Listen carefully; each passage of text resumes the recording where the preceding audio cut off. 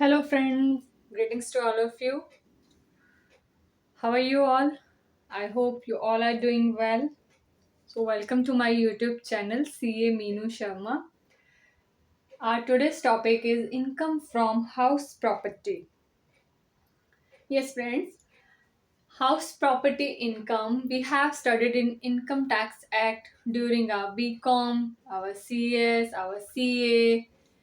So, बहुत से जन को मालूम होगा कि इनकम फ्रॉम हाउस प्रॉपर्टी क्या है, कैसे इसको कंप्यूट करते हैं, क्या इसका चार्जेबिलिटी होता है, कौन सी इनकम्स हाउस प्रॉपर्टी में टैक्सेबल होती है. So today we will study all these things. So before we move further, please like, share, subscribe and comment to my YouTube channel. Okay, friends.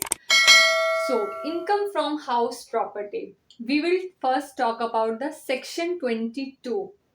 Section 22 basically tells us which rental income is taxable. This is basically a chargeability section कि कौन सी आपकी rental incomes taxable होंगी under income from house property. So here we are talking about income from building and land appurtenant. Building and land appurtenant. Appurtenant means जो भी land attach होगी building के साथ. ठीक है फ्रेंड्स. सपोज किसी society के अंदर कोई बिल्डिंग बना हुआ है प्लस उसके साथ ही एक पार्किंग एरिया बना हुआ है या एक गार्डन बना हुआ है या कोई और वेकेंट लैंड है एक सोसाइटी के अंदर ही. So that will be called appurtenant land attached. So this will be तरीके की लैंड अटैच है that will go under the income from house property. Next, income from vacant land और plot. अगर कोई भी लैंड वेकेंट है या कोई प्लॉट है जिसपे कुछ भी कंस्ट्रक्शन नहीं हुआ है, that will not covered under the house property income. That will covered under income from other sources. मैंने शॉर्ट फॉर्म में लिखा है. आज हम जितना कवर कर पाएंगे हम करते हैं. ठीक है friends. Here I have given a note. Club owning house property is exempted under section 22 for chargeability. Suppose अगर कोई क्लब है और क्लब के पास एक हाउस प्रॉपर्टी है तो उसको हम रेंटल इनकम में इंक्लूड नहीं करेंगे. ठीक है friends. Next, kinds of properties. Now property हमारे पास तीन तरह की है. First one is let out property, second is self occupied house property and third is self occupied commercial properties.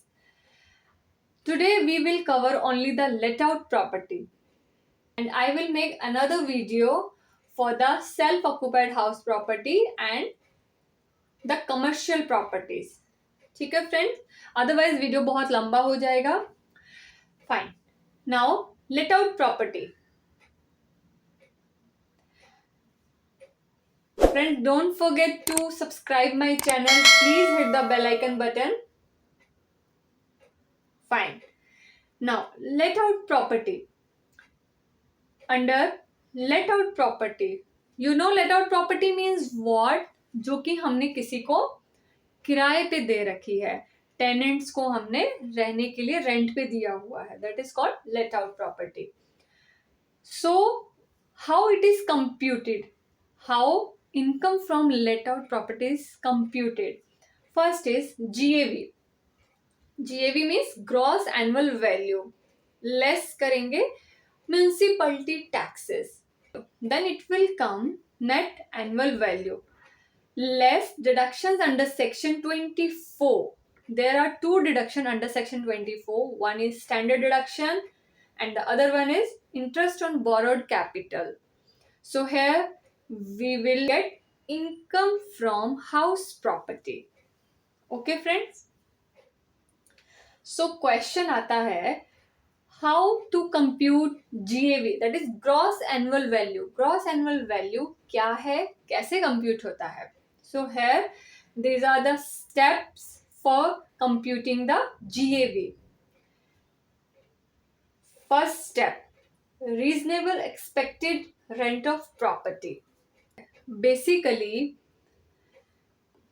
Suppose मेरे पास कोई फ्लैट है या कोई हाउस है जो कि मेरे पास वेकेंट है एंड मैं उसको रेंट पे देना चाहती हूँ, देन उसका एक्सपेक्टेड रेंट क्या होगा? वो रेंट एक्सपेक्टेड रीजनेबल रेंट क्या होगा? रीजनेबल मीन ना ही बहुत ज्यादा और ना ही बहुत कम.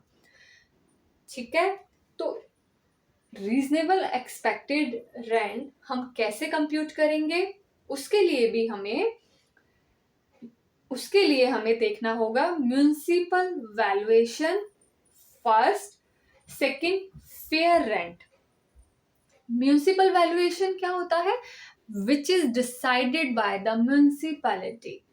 यस, म्युनिसिपैलिटी के द्वारा डिसाइडेड होते हैं कि किस एरिया में कितना रेंट रहेगा. अगर 1 BHK है, अगर 2 BHK है तो क्या रेंट रहेगा. ठीक है फ्रेंड्स, तो वो ऑलरेडी डिसाइडेड होते हैं, उससे आप कम या उससे ज्यादा आप चार्ज नहीं कर सकते हो. Second is fair rent. Fair rent is basically, suppose आपके पास म्युनिसिपैलिटी की कोई वैल्यू नहीं है, आपको नहीं पता है कि एक पर्टिकुलर एरिया में आपको कितना चार्ज करना है रेंट, देन आप चेक करोगे आपके नेबर कितना चार्ज कर रहे हैं, या उस एरिया में सिमिलर बिल्डिंग में या सिमिलर लोकेलिटी में सिमिलर फ्लैट का कितना चार्ज हो रहा है. सो उसको हम बोलेंगे fair rent. Okay friends, so whichever is higher from the both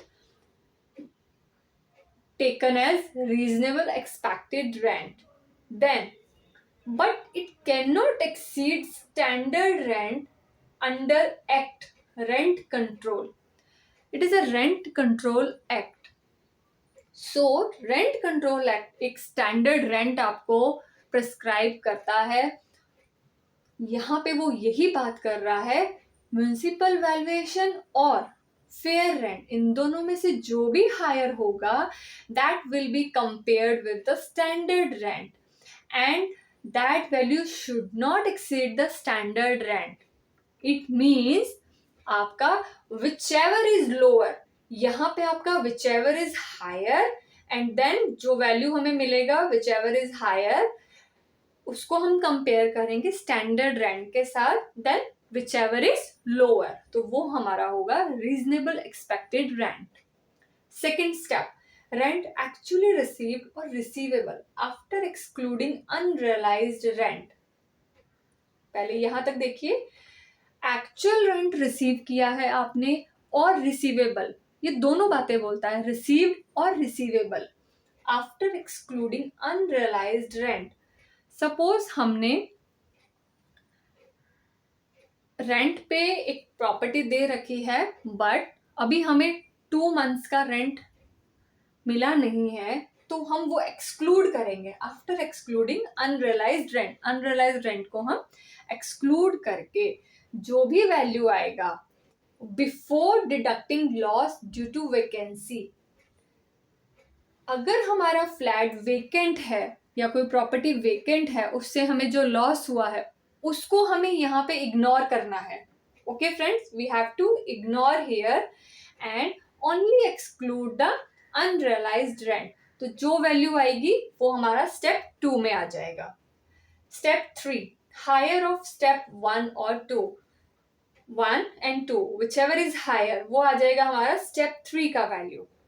step 4, loss due to vacancy, जो हमने यहाँ पे ये before deducting loss due to vacancy ignore किया था, वो अब यहाँ पे हम इसको कंसीडर करेंगे.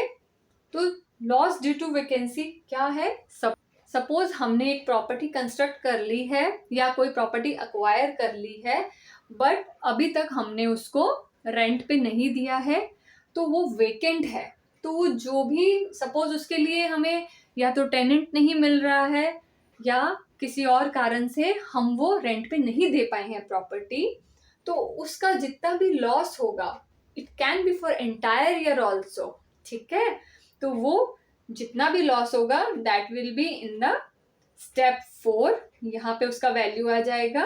And then step 5, step 3 minus step 4, this minus this, we will get gross annual value।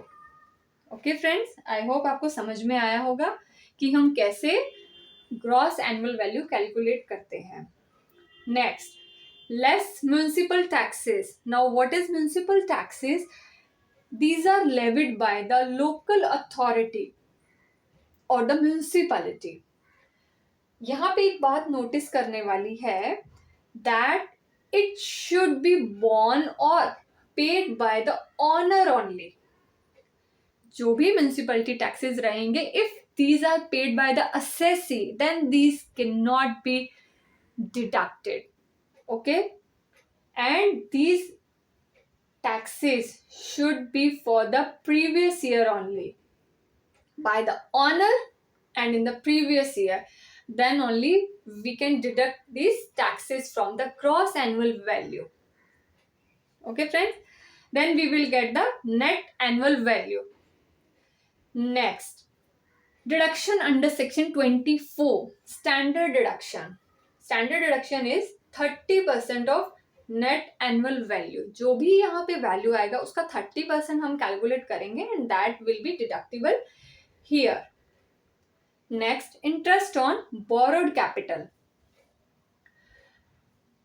हमें कोई भी प्रॉपर्टी एक्वायर करने के लिए या कोई प्रॉपर्टी कंस्ट्रक्ट करने के लिए बहुत बार we have to borrow some loan, some capital, ठीक है, तो उस पर जो इंटरेस्ट चार्ज होता है हमें उसका भी डिडक्शन मिलता है। तो हम चेक करते हैं, allowed as deduction on accrual basis. First thing is accrual basis पे अलाउड है इसका deduction.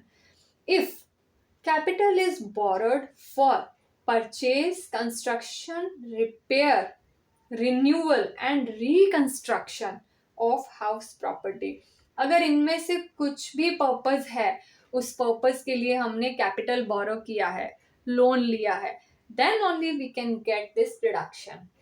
okay friends, next, interest of pre-construction period, deductible in 5 annual equal installments।